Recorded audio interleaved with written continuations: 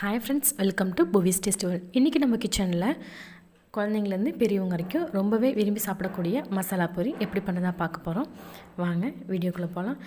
நாம் இன்றைக்கி புளி சட்னி, புதினா சட்னி செஞ்சுட்டு அப்புறமா மசாலா பூரி செஞ்சு ரொம்ப டைம் ஆகும் இல்லையா? அதனால் இன்றைக்கி அதெல்லாம் எதுவுமே இல்லாமல் சீக்கிரமாக செய்யக்கூடிய ரெசிபி தான் இன்றைக்கி நான் அப்லோட் பண்ணியிருக்கேன். வாங்க வீடியோக்குள்ளே போகலாம். நீங்கள் நம்ம சேனலில் ஃபஸ்ட் டைம் பார்க்குறவங்களா இருந்தால் மறக்காமல் Buvis Tasty World சப்ஸ்கிரைப் பண்ணிக்கோங்க, பெல் பட்டனை கிளிக் பண்ணிக்கோங்க. மசாலா பூரி பண்ணுறதுக்கு நம்ம வெள்ளை கொண்டக்கடலை எடுத்திருக்கேன் நான். இது 150 கிராம். இது 8 மணி நேரம் ஊற வச்சுட்டு நல்லா கழுவிட்டு அதுக்கப்புறம் வேக வச்சு எடுத்துக்கலாம். நம்ம பச்சை பட்டாணியில் கூட இதை செய்யலாம். இப்போ நம்ம வேக வைக்கிறதுக்காக தண்ணி ஊற்றிக்கலாம். இது மூழ்கிற அளவுக்கு தண்ணி இருந்தால் போதுமானது. பாருங்கள், தண்ணி ஊற்றிட்டு நம்ம மூடி போட்டு 4 விசில் விட்டு எடுத்துக்கலாம். வேக வச்சு பாருங்கள், நல்லா வெந்து வந்திருக்கு. இதை நம்ம செக் பண்ணிவிட்டு மசிச்சு எடுத்துக்கலாம். நம்ம இது கூட உருளைக்கிழங்கு சேர்த்து கூட நம்ம வெவிச்சு எடுத்துக்கலாம். பாருங்கள், நம்ம டம்ளர் இல்லை மேஷர் எது வேணாலும் வச்சு நல்லா மசிச்சு எடுத்துக்கலாம். ரொம்ப மசிக்கணும் அப்படிங்கிறது இல்லை. ஓரளவு திட்டாக கடலை தெரிஞ்சாலும் பரவாயில்ல.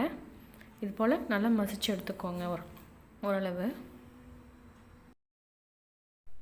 ஒரு பேனில் 2 டேபிள் ஸ்பூன் அளவுக்கு எண்ணெய் விட்டுக்கோங்க, சமையல் எண்ணெய். இது கூடவே ஒரு பெரிய சைஸ் வெங்காயம், அதை நல்லா பொடி பொடியாக கட் பண்ணி அதை சேர்த்துக்கோங்க. சேர்த்துட்டு நல்லா வதக்கி எடுத்துக்கோங்க. வெங்காயம் ஓரளவு கலர் சேஞ்ச் ஆகி வர வரைக்கும் நம்ம நல்லா வதக்கி எடுத்துக்கலாம். பாருங்கள், இந்த அளவுக்கு கலர் சேஞ்ச் ஆகி வந்ததுக்கப்புறம் 1 டேபிள் ஸ்பூன் அளவுக்கு இஞ்சி பூண்டு பேஸ்ட்டு சேர்த்துக்கோங்க. இஞ்சி பூண்டு பேஸ்ட்டு நல்லா பச்சை வாசனை போகிற வரைக்கும் நல்லா வதக்கி எடுத்துக்கோங்க.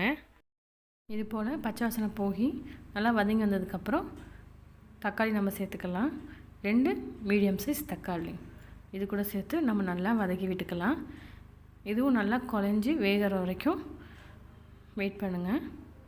நல்லா வெந்து வந்ததுக்கப்புறம் பாருங்கள், இந்த ஸ்டேஜ் வந்ததுக்கப்புறம் நம்ம கடலை மசிச்சு வச்சுருந்தோம் இல்லையா, அதை இது கூட சேர்த்துடலாம்.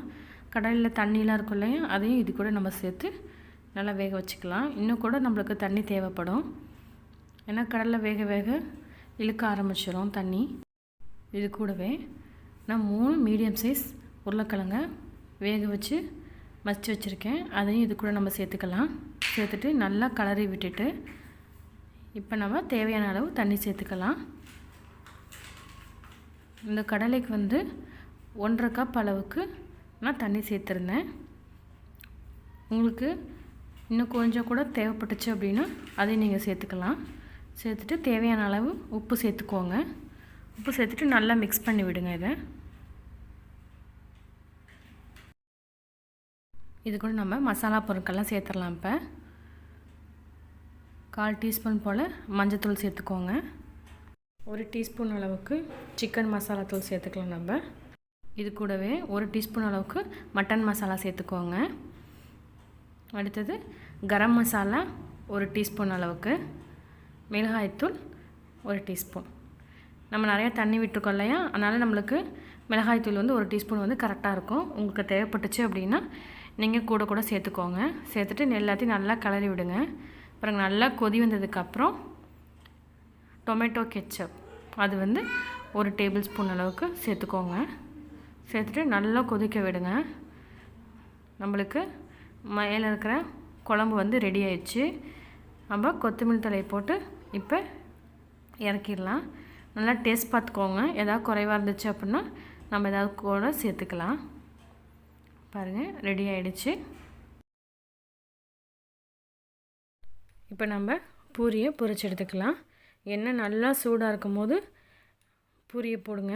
நான் ரெடிமேட் பூரி தான் கடையில் வாங்கியிருந்தேன். பாருங்கள், நல்லா பொரிஞ்சு வந்தோடனே திருப்பி போட்டுக்கோங்க. திருப்பி போட்டுட்டு கலர் சேஞ்ச் ஆகி நல்லா உப்பி வருது இல்லையா, இப்போ நம்ம எடுத்துடலாம். எடுத்து வேறு ஒரு பாத்திரத்தில் மாற்றி வச்சுக்கலாம். இப்போ நம்ம பிளேட்டிங் பண்ண ஆரம்பிச்சிடலாம். நம்மளுக்கு தேவையான அளவு பூரியை உடச்சி போட்டுக்கோங்க. 4 இல்லைன்னா 5 தேவையான அளவு பூரி உடச்சி போட்டுக்கோங்க. நான் 5 பூரியை உடச்சி போட்டிருந்தேன். போட்டுட்டு இப்போ நம்ம மேலே நம்ம வச்சுருந்தோம் இல்லையா கொண்டக்கடலையை வச்சு குழம்பு, அதை வந்து இதில் சேர்த்துக்கலாம். நம்ம குழம்பு வந்து ஓரளவு சேர்த்துக்கிட்டா தான் நம்ம பூரி உடச்சி போட்டிருக்கோம் இல்லையா, அதுக்கு தகுந்த மாதிரி இழுத்துக்கும், அப்போ சாப்பிட்றதுக்கும் கரெக்டாக இருக்கும். அதனால் எவ்வளோ குழம்பு வேணுமோ அவ்வளோ பார்த்து சேர்த்துக்கோங்க. இது கூடவே வந்து நம்ம டொமேட்டோ கெச்சப், இது வீட்டில் செஞ்சது தான். இதை வந்து 1 டீஸ்பூன் அளவுக்கு சேர்த்துக்கோங்க. இது ஒவ்வொரு பிளேட்டிங்க்கும் நம்ம சேர்த்தோம் அப்படின்னா தான் நம்மளுக்கு அந்த டேஸ்ட் வரும். நம்ம வந்து புதினா சட்னி, புளி சட்னி நம்ம சேர்க்கல இல்லையா, அதனால இந்த டொமேட்டோ கெச்சப் வந்து கண்டிப்பாக நம்ம சேர்த்தா தான் நம்மளுக்கு வந்து அந்த டேஸ்ட் கிடைக்கும். நம்ம 2 சட்னி செய்கிறதுக்கு பதிலாக இந்த டொமேட்டோ கெச்சப் செஞ்சிட்டோம் அப்படின்னா ரொம்பவே ஈஸியாக இருக்கும். அடுத்தது தேவையான அளவு வெங்காயம் போட்டுக்கோங்க. உங்களுக்கு எவ்வளோ விருப்பமோ அதுக்கு தகுந்த போல் நீங்கள் சேர்த்துக்கோங்க. இது கூடவே துருவின கேரட் அது கொஞ்சமாக சேர்த்துக்கோங்க. கடைசியாக கொத்தமல்லி இலை இதை போட்டுட்டு நல்லா மிக்ஸ் பண்ணி விட்டுட்டு நீங்கள் பரிமாறுங்க. ரொம்பவே சுவையான மசாலா பூரி ரெடி ஆயிடுச்சு. வெள்ளை சுண்டலை வச்சு நம்ம செஞ்சு முடிச்சிட்டோம். நீங்களும் உங்கள் வீட்டில் செஞ்சு பாருங்கள். எப்படி இருந்துச்சுன்னு மறக்காமல் கமெண்ட் பண்ணுங்கள். இந்த வீடியோ உங்களுக்கு பிடிச்சிருந்தா லைக் பண்ணுங்கள், ஷேர் பண்ணுங்கள், சப்ஸ்கிரைப் பண்ணுங்கள், பெல் பட்டன் அமுத்திக்கோங்க.